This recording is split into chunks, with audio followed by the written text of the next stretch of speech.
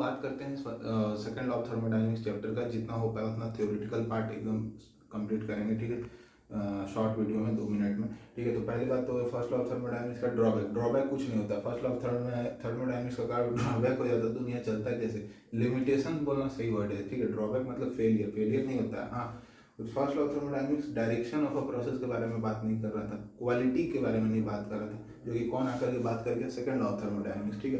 तो second law of thermodynamics हमारे पास क्या कहता है, वो हमारे पास डायरेक्शन का एक आइडिया देता है कि प्रोसेस मेरा होगा कि नहीं होगा, फिजिबिलिटी का आइडिया देता है through the concept of entropy. अब सेकंड लॉ ऑफ थर्मोडायनेमिक्स हमारे पास 2 स्टेटमेंट है, केल्विन प्लैंक स्टेटमेंट और Clausius statement. Kelvin Planck statement का कहना है it is impossible for a system to work in a thermodynamic cycle and deliver net work to its surrounding while receiving heat from a single thermal energy reservoir.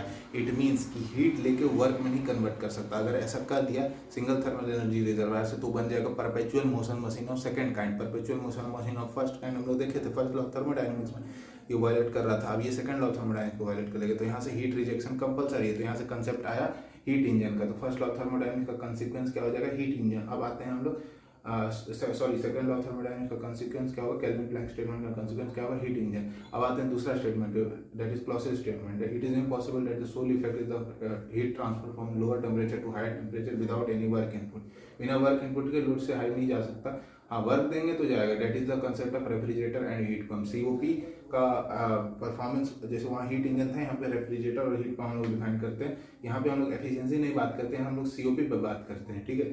COP of refrigerator, COP of heat pump is more 1 plus COP of refrigerator, ठीक है। और ये होता है desired effect upon work input, ठीक है। अब जैसे उसके लिए हीट इंजन के लिए सबसे आइडियल साइकिल होता है कार्नोट साइकिल। यहाँ पे जो आइडियल साइकिल होता है रिवर्स कार्नोट साइकिल। तो हीट इंजन के लिए हमारे पास जो फॉर्मूला आता है 1 माइनस TL/TH, वहीं रेफ्रिजरेटर के लिए आता है TL/TH minus TL, heat pump के लिए आता है TH/TH माइनस TL, ठीक है। अब इसके बाद जो है ऑलमोस्ट इसके बाद तो हमारे पास है और भी कार्नोट थ्योरम। कार्नोट थ्योरम ये कहता है कि कोई भी दो थर्मल एनर्जी रिजर्वायर में जो रिवर्सिबल इंजन होगा उनकी एफिशिएंसी सारी सेम आएगी और इरिवर्सिबल वाले का इंजन का एफिशिएंसी ज़्यादा होगा इरिवर्सिबल से। अगर सेम टेम्परेचर लिमिट के बीच में एक रिवर्सिबल और एक इरिवर्सिबल इंजन है तो रिवर्सिबल वाला का ज़्यादा होगा।